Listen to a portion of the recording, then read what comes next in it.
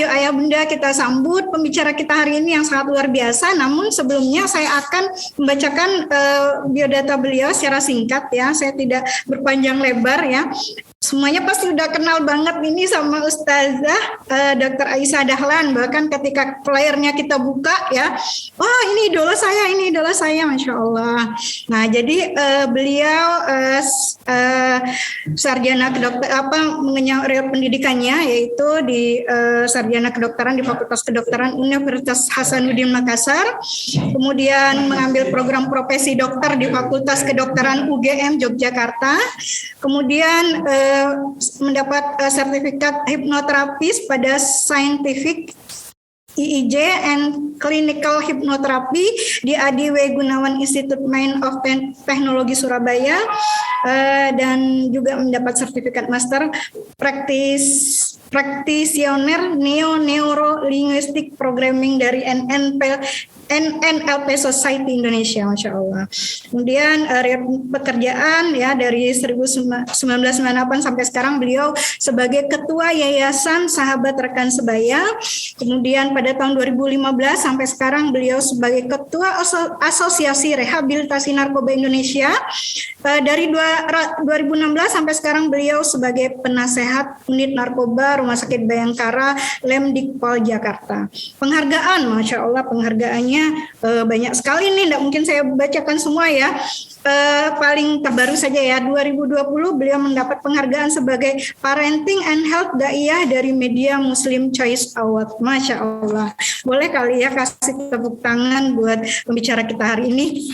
Luar biasa ya. Namun sebelum saya mempersilakan beliau, saya ada hadiah pantun buat nggak mau kalah nih sama Pak Cep. Nah, buat pantun buat pembicara kita hari ini. Banjir besar melanda Sintang, ini semua adalah cobaan. Kami ucapkan selamat datang pada pembicara kita Ustazah Aisyah Dahlan. Assalamualaikum Ustazah Aisyah Dahlan. Waalaikumsalam warahmatullahi wabarakatuh. Tes 1 2. Terdengar suara? Oke, sip Bu saya panggil apa ya? Apa Bu aja Aisyah. Boleh. Maunya apa? Senangnya apa? Oke, Bu Aisyah ya saya panggil. Apa kabar Ibu, sehat ya?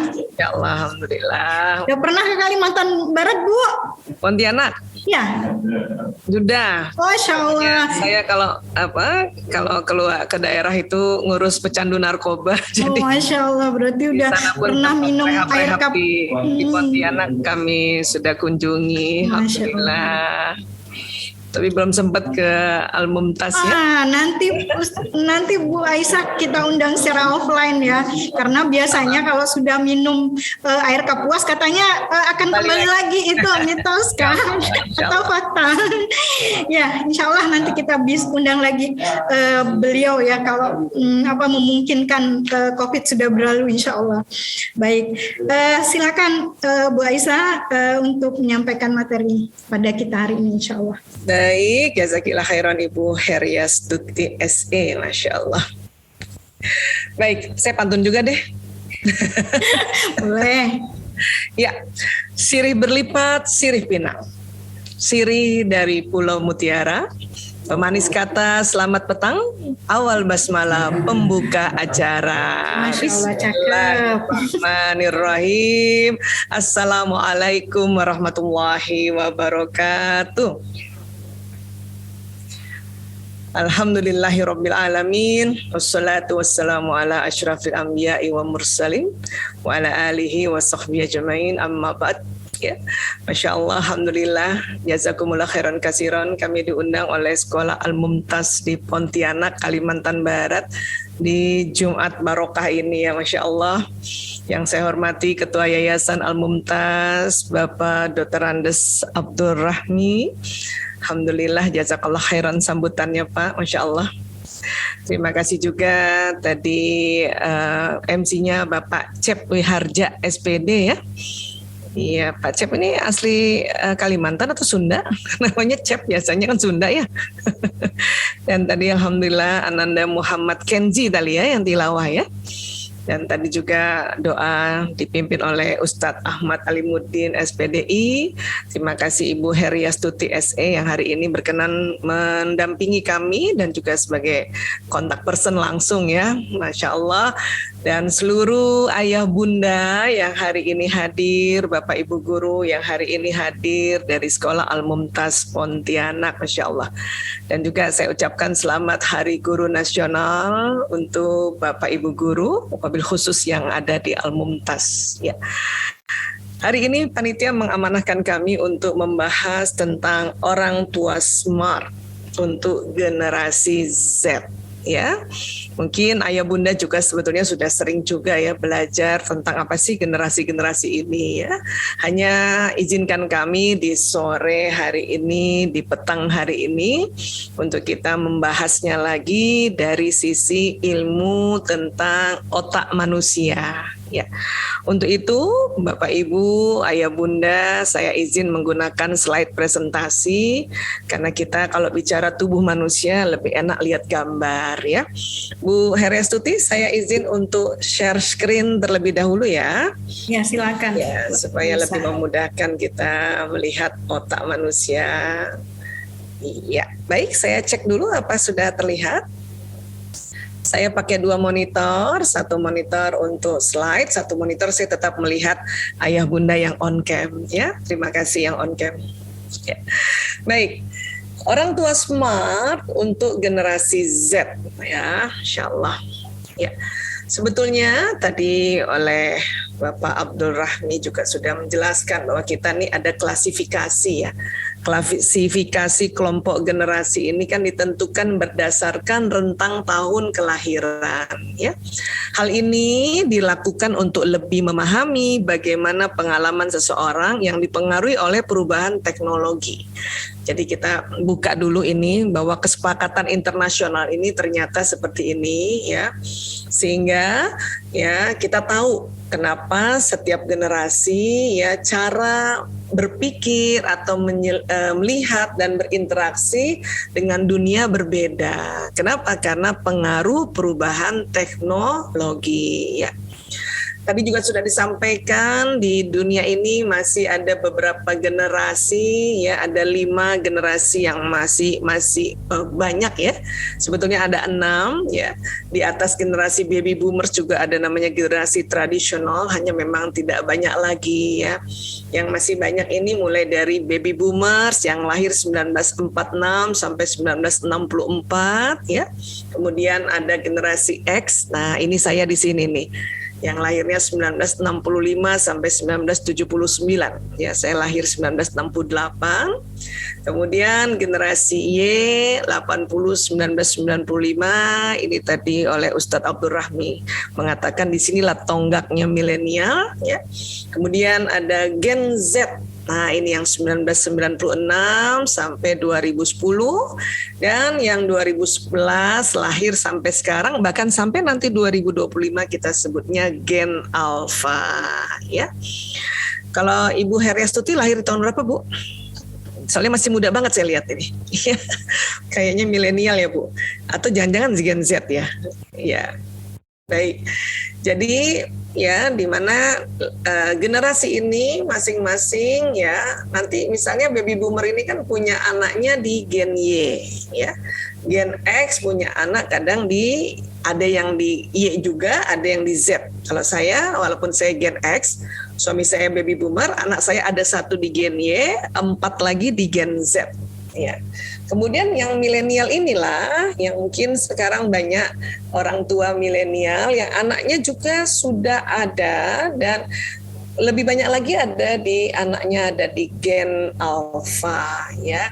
Sehingga kita sekarang mulai belajar ya bagaimana sih cara memandang ya kehidupan, interaksi, komunikasi dan sebagainya di dunia ini, karena memang ya kurun waktu ini terjadi perubahan teknologi yang sangat dahsyat ya. Dan tubuh manusia dipengaruhi oleh lingkungan saat dia di dalam rahim, dan dikala dia lahir juga, masa kanak-kanak dan remaja serta dewasa. Ya. Tapi tentu ya pengaruh waktu di dalam rahim, lahir dan masa kanak-kanak ini lebih kuat mempengaruhi isi otak, sehingga inilah yang nanti mempengaruhi kenapa ada sebutan-sebutan tadi ya, generasi ya. Jadi teknologi digital yang semakin canggih ini kan menyebabkan terjadinya perubahan besar dunia, apalagi saat ini kita sedang pandemi ya. Pandemi ini membuat ya generasi atau teknologi digital itu semakin canggih ya. Artinya karena pada saat pandemi kita ya diminta untuk lebih lama atau lebih sering di dalam ruangan ya atau di dalam rumah, maka ahli-ahli teknologi itu memikirkan dalam waktu yang sangat cepat bagaimana caranya supaya ya teknologi bisa dipakai. Ya, jadi kita harus sadari bahwa satu, memang sekarang era digital plus lagi kita kondisi pandemi. Artinya apa? Ya karena kondisi pandemi inilah itu makanya salah satunya kayak kita seperti ini ketemunya lewat virtual, lewat online ya. Kalau dulu sebelum pandemi ya itu pasti saya jalan datang ke daerah di mana daerah itu mengundang gitu ya. Nah, tapi ini tadi karena sekarang pandemi dan memang sedang teknologi era digital, maka kita terpaksa ya harus seperti ini. Dan ini harus kita sadari. Tapi banyak juga manfaatnya atau hikmahnya kondisi sekarang, sehingga ayah bunda, bapak ibu walaupun jauh, ini barangkali juga tidak hanya di Pontianak saja ya, mungkin di Kalimantan dan sekitarnya, atau bahkan yang keluarga ada di Jakarta ya, seperti saya ada di Jakarta ini, bisa jumpa dalam satu ya meeting ya, disebut Zoom meeting online ini ya. Jadi sekali lagi kondisinya kayak gini. Nah, sekarang mari sama-sama kita belajar tentang otak manusia ya. Jadi ini otak manusia Allah ciptakan ya. Nanti ada otak besar disebutnya cerebrum dan ada otak kecil yang disebutnya cerebellum. Kemudian otak terbagi dua, ada belahan kanan, ada belahan kiri. Ya, nah, di dalam otak ada apa Bu Isa? Di dalam otak itu ada namanya sel otak atau kita sebutnya neuron. Ya Bunda, Bapak Ibu Guru ya, kita belajar lagi tentang tubuh manusia ya. Kita belajar lagi biologi karena bila kita semakin mengenal tubuh kita ini, insya Allah kita semakin mengenal ya maha dahsyatnya luar biasanya Allah Ta'ala yang menciptakan kita ya. Nah, jadi ada neuron di otak kita ini. Jumlahnya 100 miliar. Satu neuron ini kerjanya kayak komputer yang tercanggih di zamannya, Masya Allah. Ya. Jadi di otak kita itu ada 100 miliar komputer. Dan ada kalimat tercanggih di zamannya. Artinya apa? Makin ya anak-anak lahir di generasi Z, Alpha, dan nanti mungkin ya setelah Alpha itu ada Beta dan sebagainya, itu punya 100 miliar, tapi lebih canggih dari otak yang sebelumnya gitu. Ya. Kalau Pak Cep lahir tahun berapa Pak Cep? Kayaknya masih muda juga saya lihat nih Pak Cep ya. Milenial ya Pak. Ya, kemungkinan besar Pak Cep milenial ya, punya juga 100 miliar. Tapi otaknya Pak Cep lebih canggih dari saya. Saya ini generasi yang tahun 68 ini, yang generasi X tadi ya. Nah, apa sih lebih canggihnya? Otak ya, generasi berikutnya lebih canggihnya adalah menyimpan data, menyimpan informasi. Jadi kalau gawai nih gadget Pak Cep, ini RAM-nya lebih besar pada otak generasi sekarang. Ya. Kalau generasi lama otaknya lebih tangguh, lebih bandel. Ya. Nah, jadi anak-anak kita ini lebih canggih otaknya, lebih dapat menampung data-data. Sebagaimana teknologi. Teknologi sekarang kan lebih canggih ya. Dan ingat ya, teknologi itu yang ciptakan otak manusia ya. Sehingga kalau mau tahu otak yang zaman sekarang yang menciptakan teknologi ya, anak yang alfa belum menciptakan teknologi. Ini baru yang milenial nih yang menciptakan teknologi atau generasi Z yang di awal. Ya. Nah, ini Canggih berarti, karena teknologinya canggih. Zaman dulu, siapa yang masih dapat nih? Ya, televisi nggak sama seperti sekarang, bukan? Dan zaman dulu, generasi zaman dulu, ya, kenapa saya bilang tangguh dan bandel? Ya, dulu TV rusak itu harus dipukul baru dia nyala lagi. Siapa yang pernah begitu dapatkan? Siapa yang waktu kecil, ya, waktu TV-nya rusak kata ibunya, pukul nak itu TV-nya, atasnya pukul nak, nyala dia. Sekarang TV sekarang nggak boleh dipukul, ya sama. Anak zaman dulu dipukul jadi baik gitu ya, jadi benar jalannya. Anak sekarang dipukul, oh tambah bahaya. Ya, kenapa saya bilang bahaya? Karena saya hampir 23 tahun ini ngurus narkoba.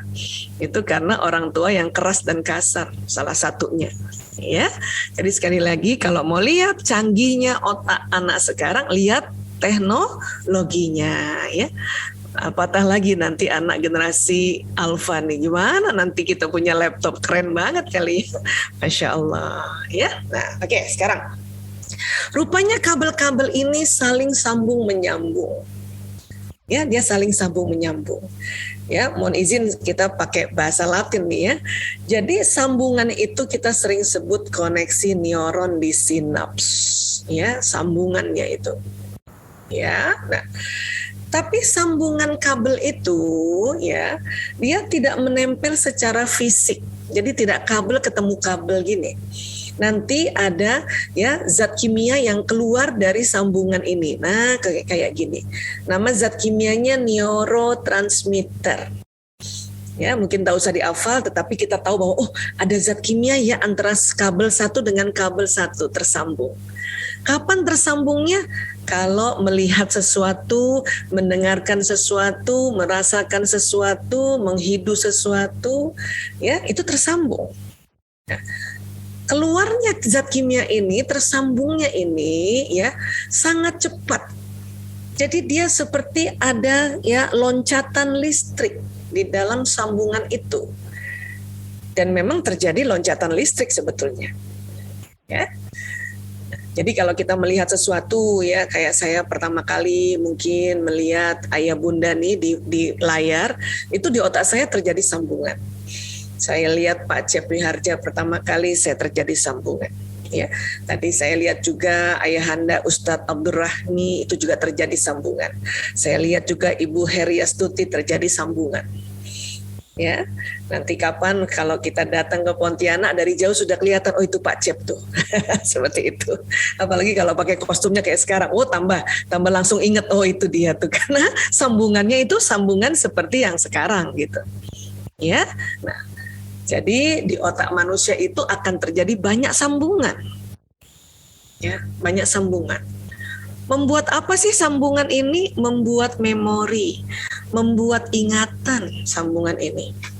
Ya. Memori apa? Tergantung apa yang dia lihat. Apakah memori pelajaran, memori ilmu, memori pengetahuan, memori peristiwa, memori nasihat. Ya, ini. Jadi banyak banget ya di otak kita ini terjadi sambungan-sambungan. Nah, jadi apa yang dilihat, apa yang didengar, apa yang dirasakan di hidung, di mulut, apa yang diucapkan, apa yang dirasakan di badan, itu terjadi sambungan. Termasuk anak waktu melihat ibunya senyum, bapaknya senyum, terjadi sambungan. Sewaktu dipeluk terjadi sambungan. Sewaktu dicubit pun terjadi sambungan. Ya, nah jadi memori-memori itu akan diingat. Apalagi memori yang mengikat emosi. Kalau dia emosinya senang, terjadi sambungan senang namanya, memori senang. Kalau terjadi memorinya memori sedih, ya sambungannya sambungan sedih nih.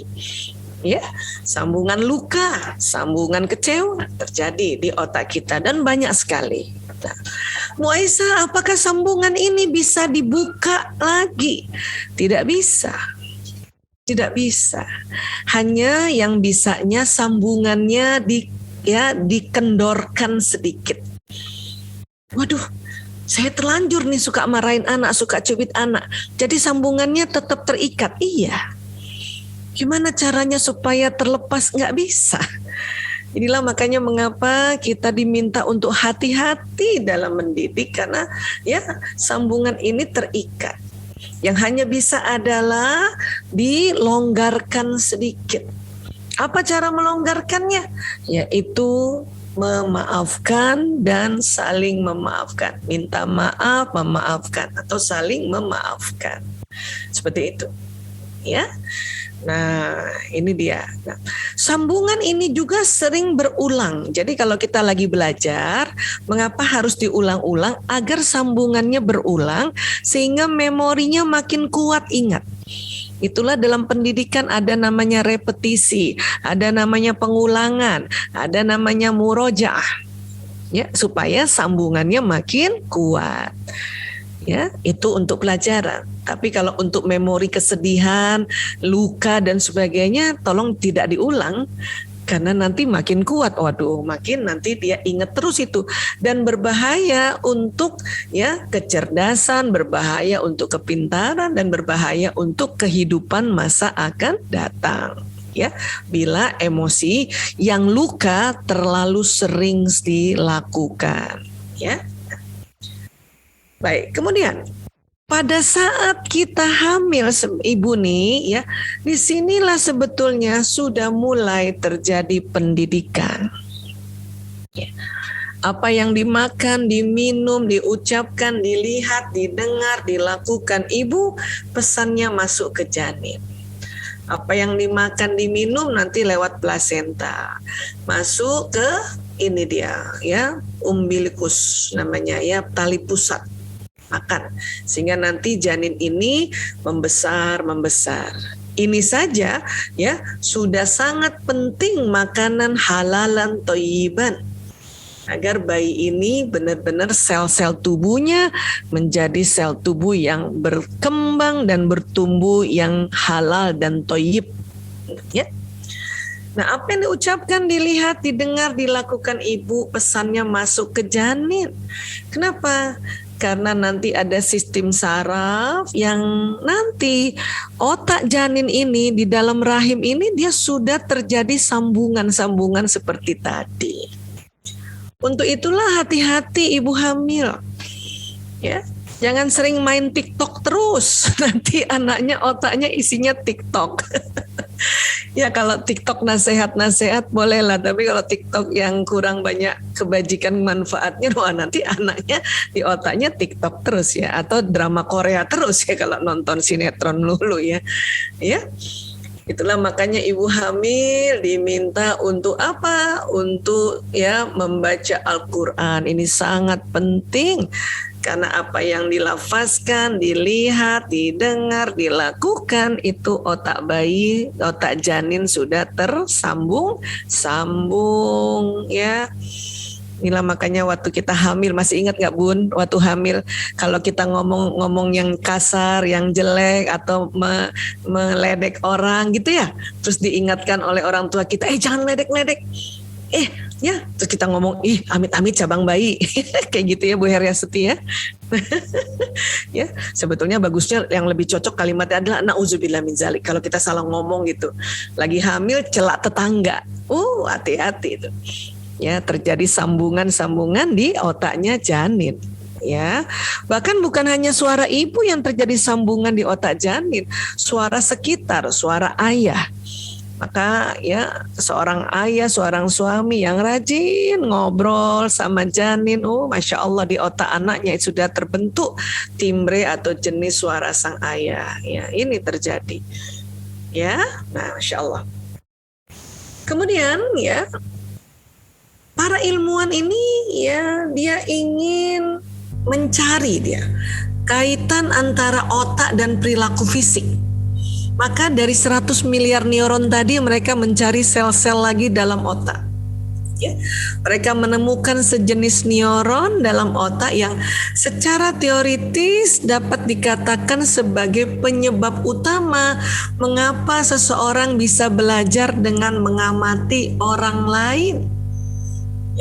Jadi mereka menemukan di neuron tadi 100 miliar, ternyata ada yang namanya neuron cermin atau mirror neuron. Karena dengan neuron cermin ini orang bisa mengamati orang lain untuk belajar, ya, untuk merekam perangai. Jumlahnya kurang lebih 30% di otak manusia, 30% dari 100 miliar tadi.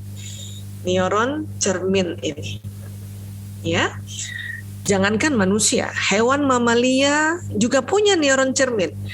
Tapi mungkin nggak 30%, ya, lebih sedikit lagi. Ya, reptil juga punya neuron cermin, tapi lebih sedikit lagi dari mamalia. Ya. Dan neuron cermin ini sudah aktif pada saat apa? Bayi ini lahir, ya, aktif neuron cerminnya. Hati-hati memberikan contoh di depan bayi. Ini, ya, kalau lihat bapak ibu, walaupun memang ini era digital, tapi bayangkan sejak kecil dia lihat bapak ibunya kayak gini. Astagfirullahaladzim, inilah yang bikin susah nanti anak-anak lepas dari gadget. Ya. Ini susah nih nanti nih. Walaupun tanpa sadar di era sekarang, ya, kalau kita nggak belajar tentang otak, banyak sekali, ya, orang tua begini nih. Padahal anak-anak sedang butuh apa? Sedang butuh, ya, pelajaran-pelajaran yang real atau yang langsung. Ya, sayang banget ini. Makanya asosiasi ahli, ya, pediatri ini ahli dokter anak sedunia, itu sangat-sangat mengimbau orang tua, ya, bayi yang baru lahir sampai usia 2 tahun tolong jauhkan dari gawai dulu. Kenapa? Otaknya masih fresh. Sayang kalau diperkenalkan gawai, jadi dia cuma nonton gawai saja, gadget saja. Padahal ini dia sedang butuh, ya, butuh suara langsung dari bundanya, suara langsung dari ayahnya, gitu, ya. Butuh perlu ya, Kalimantan harusnya ngomongnya perlu, ya. Ya, perlu mendapat pelajaran, ya, ini nama-nama benda secara real. Ya, jadi otak ini perlu sekali mendapat rangsangan stimulasi itu. Rugi kalau masih bayi, orang tua tidak memberikan, ya, stimulasi yang sangat berguna buat mereka. Rugi sekali, ya Allah. Itulah makanya kita diingatkan hati-hati. Ya. Nah, bagian mana sih Bu Aisyah yang otak nanti bisa, ya, merekam ini di lobus frontalis, ya. Dan di sini ada neuron cermin dan di sini juga ada neuron yang bisa merekam apapun yang kita ajarkan pada anak-anak. Ya, ini di situ yang di depan merah ini. Walaupun memang secara dunia, tadi yang saya katakan, ya, jadi kita banyak nggak sadar, anak sekarang ini, ya, salah satu ciri khasnya, generasi ini mereka terlahir sebagai namanya digital native, ya, yaitu melek digital sejak usia sangat dini. Mereka yang masih balita saja sudah sangat akrab dengan layar smartphone. Padahal dokter anak seluruh dunia bilang sebisanya nih usia-usia kayak gini nih jauhkan dari ini, ya, karena sayang. Nanti setelah 2 tahun bolehlah pelan-pelan diperkenalkan, itu pun per setengah jam saja, ya. Sampai usia 5 tahun cuma boleh setengah jam sampai 1 jam saja. Tapi apa boleh buat? Karena sekarang pandemi, ya, salah satu upaya untuk anak juga masih belajar di rumah, ya, waktu PAUD, waktu TKA, TKP, mau nggak mau umur 3 tahun, 4 tahun akhirnya pakai gawai sekitar 2-3 jam. Ya, itu tadi apa boleh buat, ya. Makanya tadi saya sampaikan ini memang era digital, kembali lagi pandemi, mau nggak mau, habis gimana? Bagaimana caranya guru bisa sampai ke rumah, karena waktu pandemi ini sangat rentan terhadap penularan. Sekarang pelan-pelan, ya, karena sudah mulai banyak yang vaksin, maka imunitas sudah mulai terstimulasi, maka kita mulai perlahan-lahan untuk, ya, mengkombinasikan antara online dengan offline, ya. Nah, baik, sekarang kita belajar lebih dalam lagi tentang karakteristik generasi Z, ya. Jadi ciri-ciri generasi Z ini ciri-ciri dunia, ya, kita, ya. Nanti kita lihat apakah ananda kita ada nggak ciri ini, ya. Nah, apa sih cirinya? ada istilahnya phygital, physical dan digital. Jadi generasi Z ini generasi yang fisikal, hidup di dunia fisik, ya, dan juga hidup di dunia digital. Ya, dia hidup di dunia fisik sebagai anak, sebagai murid, sebagai mahasiswa, ya, sebagai masyarakat. Dia dunia fisik juga hidup, berinteraksi, gitu. Dan juga mereka hidup di dunia digital. Ya. Jadi ini dua alam sebetulnya, fisik dan digital ini hidup. Kadang ada anak di dunia fisik pendiam, nggak banyak temannya, di dunia digital banyak followersnya, banyak temannya. Ya, karena itu tadi berbeda loh. Ya, ada orang di dunia fisik banyak temannya, di dunia digital nggak terlalu banyak temannya karena ya udah malas gitu, udah nggak sempet lagi dia di dunia digital berteman gitu.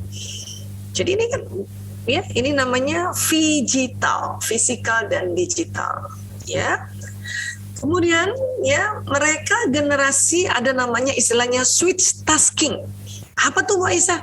Jadi ya dengan pakai gawai mereka berpindah melakukan beberapa tugas dengan sangat cepat hingga seolah-olah kita melakukan dua hal sekaligus. Jadi anak sekarang ya, saya kalau perhatikan anak-anak itu kalau buka laptopnya atau gawainya itu nggak cuma satu itu, dia bisa buka 3 atau 4. Makanya ini disebut task switching. Switch tasking, ya, dia bisa balas temennya, bisa sambil dengar juga ya pembelajaran dari gurunya, bisa juga masih lihat film dari satu layar ini. Kalau saya nggak bisa itu, ya. Kalau Bu Heriastuti masih bisa nih karena milenial. Saya nggak bisa juga Bu. Ya, anak-anak bisa loh, ya Allah ya. Nah sekarang ada lagi ya ciri khas mereka membaca singkat. Ya, generasi Z ini lebih suka membaca hal-hal yang baginya penting saja. Ya, kalau tidak dibutuhkan bakal ditinggalkannya. Kenapa sih mereka baca singkat? Karena banyak sekali ya berita yang perlu dibaca. Karena semua berita dunia masuk di gawai ini. Jadi mereka baca singkat. Jadi tahu banyak tentang sedikit. Generasi Z, ya. Kalau kita dulu, ya, itu kadang artikelnya sampai selesai, baru nanti, ya, tunggu lagi berita, tunggu koran sore, gitu ya. Lama sore baru muncul korannya. Pas muncul korannya beritanya udah basi, ya, kadang-kadang begitu, ya. Kemudian ciri khas lagi mereka gadgetnya 24 jam. Ya, mereka para generasi ini bisa dikatakan hidupnya nggak bisa jauh-jauh dari gadget. Gadget ini udah kayak kacamata kalau orang pakai kacamata ini. Ya, memang mereka lahir ketika gadget dan teknologi sudah berkembang. Ya, tapi mereka adalah generasi yang multikultural. Walau para generasi ini lebih sibuk dengan gadget masing-masing, mereka masih memiliki rasa solidaritas yang luar biasa. Karena dengan pakai gawai mereka tahu di belahan bumi ini terjadi apa. Kalau terjadi ya pembulian antar negara, mereka langsung solidaritas. Misalnya ya kita di Jawa, di tanah Jawa atau di Jakarta, ya tahu di Pontianak barangkali ada yang dibully, itu langsung ya kita langsung cepet tahu, langsung ya cepet juga mensupport, cepet juga memberikan komen-komen kan itu.